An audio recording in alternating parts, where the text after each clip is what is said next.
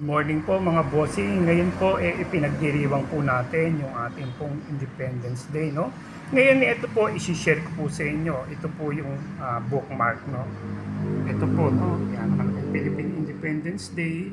Tapos ito naman po yung pangalawa, Cry of Pugadlawin. And then ito po yung pangatlo, Biak na Bato, no? Ito po mga bossing, no? Maganda po ito. Ngayon ito po mga bossing, meron po itong inilabas din po ng mga postcard, no? Ito po mga bossing, no? Ito po siya mga bossing, no? Ayan po. Postcard po yan mga bossing, no? And then ito po yung pangalawa. Ayan. Okay. Ito po yung pangatlo. Ayan po mga bossing, no? Then ito po yung pang-apat. Ayan. Ayan. Na meron po ako. Tapos ito pa po, ayan pa po, no? And then ito pa po,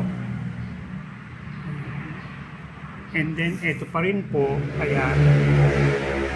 Tsaka ito pa po, no, mga bossing, mga postcard po yan, no? Pero bagamat medyo bago po siya, kaya lang hindi po siya ordinary mga bossing, no? Alam niyo po ba kung bakit? Kasi ito pong mga ito mga bossing, mga specimen po ito eh. Ayan po, no?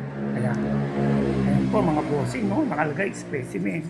Lahat po ito mga bossing, mga specimen, no? Na mga kinolekta ko, no? Ayan po. Lahat po siya specimen.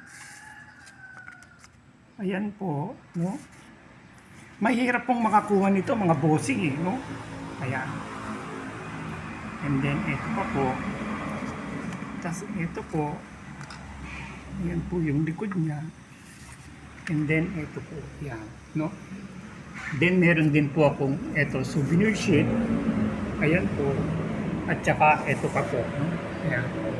Salamat po mga bossing.